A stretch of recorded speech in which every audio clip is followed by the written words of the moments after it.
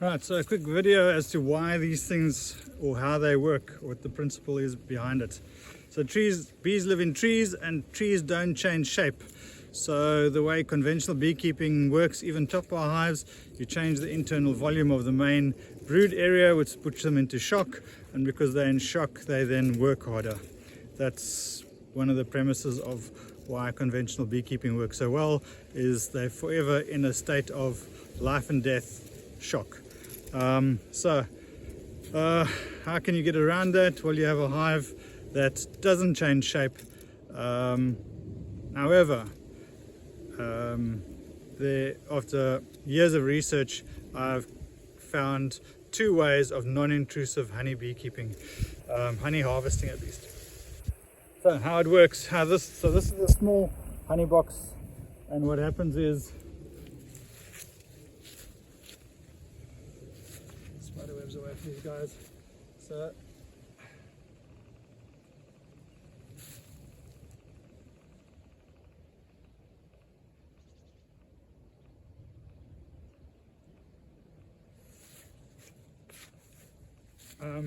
So what happens is the bees will move in on their own because there's wood chip in the bottom, so it smells like a tree stump, it looks like a tree stump. Then I spray on a lure, honeybees move in, and then you've got honeybees.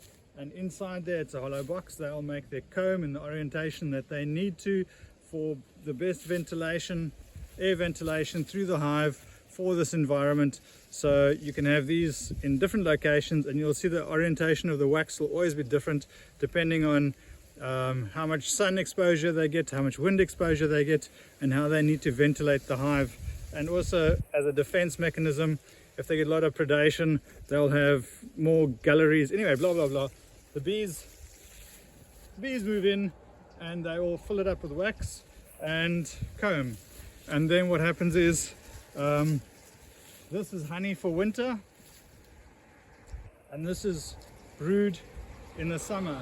And over here you've got a very interesting area, transitional area, where it is honey in autumn for winter and brood during the summer. So it's the only space in the hive that has both. So over here you have honey in winter, brood in summer, and that area there is really interesting. And then around the brood, it's enveloped, or it's got a shroud around it of honey and bee bread and pollen that they use then to feed. So all around here is honey, and around the outside is honey and pollen and bee bread that they use to feed the babies. But in this transitional area here, lots of really interesting things happen, and I've been researching that for the last 5 years. And what I've discovered is, if you put a small space on there, being this, if you put a small space on there, what will happen is they don't go into shock. They don't recognize it straight away, and eventually they recognize the space is there, and what they do is, because it's in that transitional area, they won't fill it up with pollen, and they won't fill it up with bee bread. They'll only fill it up with honey, no brood, just honey, with no queen excluder. How cool is that? So that's how my beekeeping system works. You basically have the box on all year, and then once a year you come and you swap the box out for a 1 second.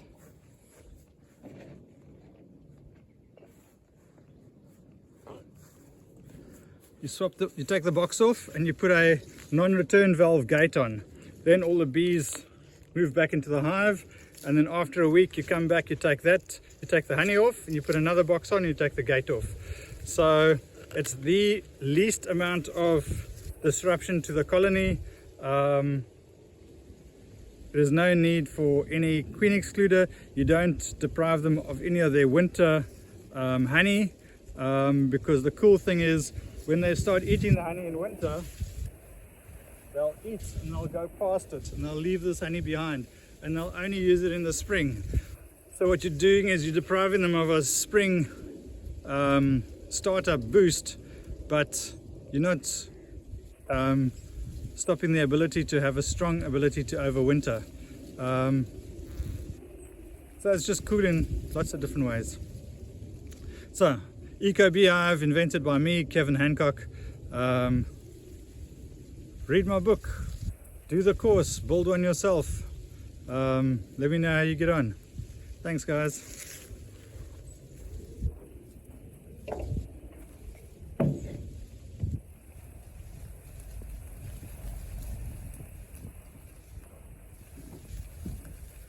Right, so I'm just going to take that box off, have a look and see if there's any honey in it.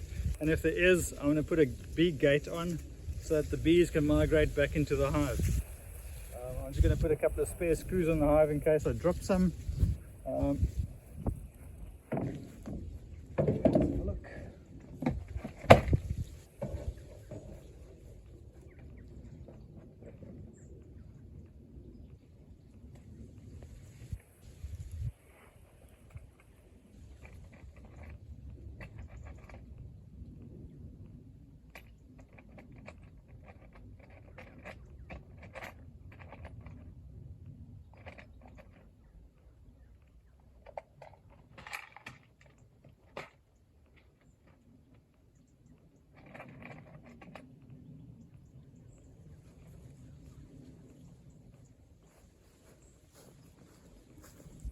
I'm also going to put a cork in one of the holes to discourage mice, really, more than anything else.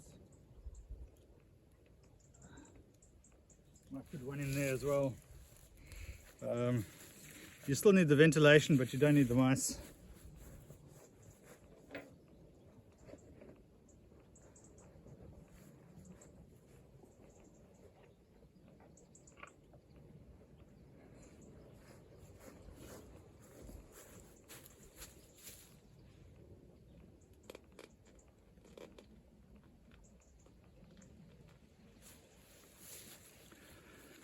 And then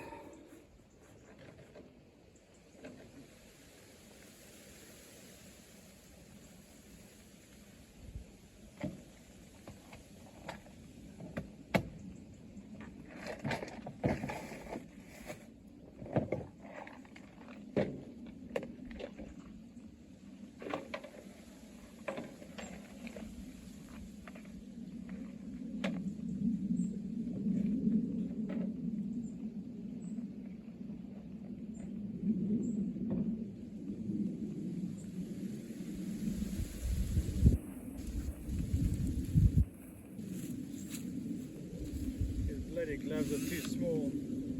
I've battled with them for years. I don't know why I just don't get, well, I know why. I just don't have the money. Get a larger pair. It's just a bit difficult.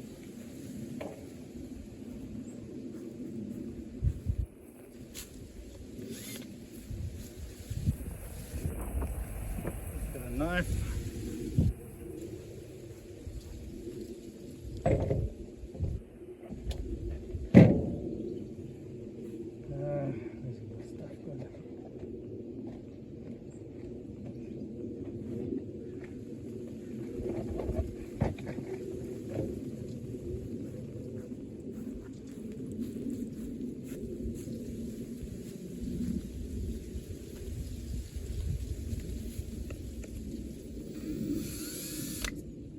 It should be stuck on with propolis, so I don't have to hold it, but I just need to have a little look inside to see how full it is.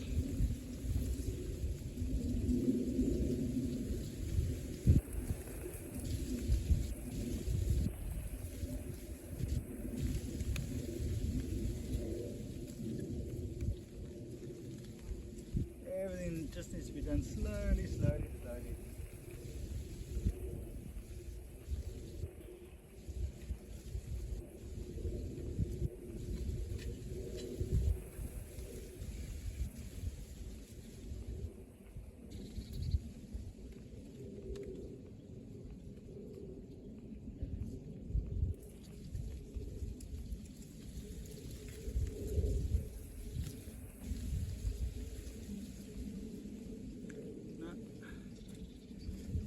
Right, so these guys can hold on to that for a little bit longer.